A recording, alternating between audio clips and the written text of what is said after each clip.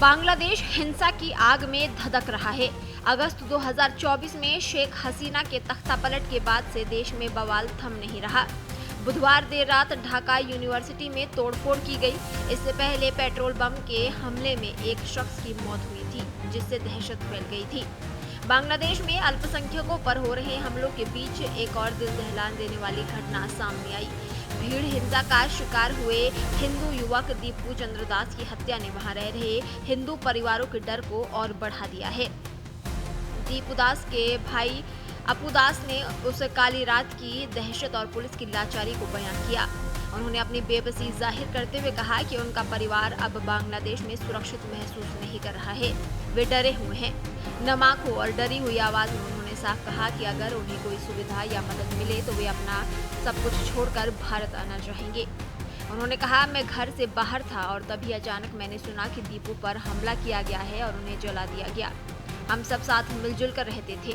वो लगातार कहता रहा कि उसने कभी किसी का अपमान नहीं किया, कभी किसी को बुरा नहीं कहा, लेकिन वहाँ किसी ने उनकी एक नहीं सुनी। अगर मेरे भाई ने कुछ गलत किया होता तो उसका कोई वीडियो जरूर होता। कोई भी वीडियो मौजूद नहीं है। मेरे भाई पर लगाए गए आरोप पूरी तरह बेबुनियाद हैं। उसे जानबूझकर मारा गया। आजकल तो हर जगह स्मार्टफोन मौजूद हैं, बच्चों तक के पास भी मोबाइल होते हैं। ऐसे में किसी तरह का सबूत ना होना बेहद संदिग्ध लगता है। जिसने भी भाई पर हमला किया उसने जघन्य अपराध किया है। मेरे भाई की हत्या एक साजिश के तहत की गई। मुझे इसके पीछे की सटीक वजह नहीं पता, लेकिन मुझे पूरा भरोसा है कि ये प्लानिंग के साथ हत्या की गई थी। मेरे भाई को पीट कर मार दिया गया, लेकिन कोई सबूत नहीं, कोई प्रमाण नहीं, कोई वीडियो नहीं। ये बांग्लादेश के कई हिस्सों में लगातार हो रहा है। शुक्रवार, शनिवार, रविवार लगभग हर दिन यहाँ हिंदुओं की हत्या हो रही है। हमारा यहाँ कोई नहीं है। दीपू अपने पीछे एक छोटा बच्चा छोड़ गया है। अगर हमारे पास सुविधा होती तो हम अभी इसी वक्त बांग्लादेश छोड़ना पसंद करते, और अगर हमें कहीं से मदद मिले तो हम भारत जाना चाहेंगे।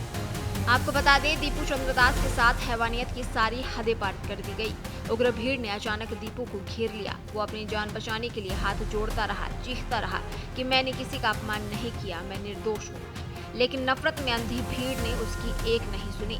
उपद्रवी उसे जानवरों की तरह घसीटते हुए ले गए।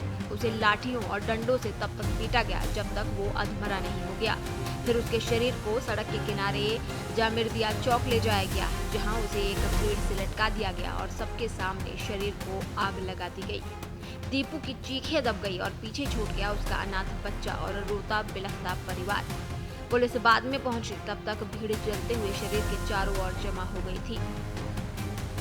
दीपू के भाई अपू ने कहा कि उन्हें उसे निकालने के लिए भीड़ को हटाना पड़ा। शव को अस्पताल के मुर्दाघर ले जाया गया और अगले दिन परिवार को सौंप दिया गया, जिसने शिकायत दर्ज कराई।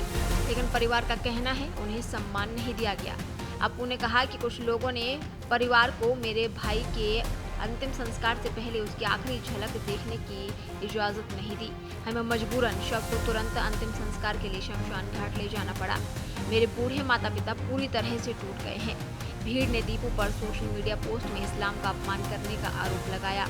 अपू ने कहा कि उसका भाई ऐसा नहीं कर सकता। दीपू कभी भी कुछ भी आपत्तिजनक पोस्ट नहीं कर सकता था। वो हमेशा सभी धर्मों का सम्मान करता था। वहीं अब देश की एलिट आतंकवाद विरोधी एजेंसी रैपिड एक्शन बटालियन भी इस दावे का समर्थन कर रही है, जो इस मामले की जांच कर रही है। एक सीनियर अधिकारी ने पुष्टि की कि सोशल मीडिया पर दीपू की ओर से ऐसी किसी भी तरह की कोई पोस्ट का सबूत नहीं मिला है। एजेंसी इस संभावना की भी जांच कर रही है कि सांप्रदायिक हिंसा भड़काने के लिए जानबूझकर गलत जानकारी फैलाई गई थी। इस मामले में अब तक 12 लोगों को गिरफ्तार किया जा चुका है। देश दुनिया की ताज़ा खबरें और वीडियोस के लिए अभी डाउनलोड करें पत्रिका ऐप।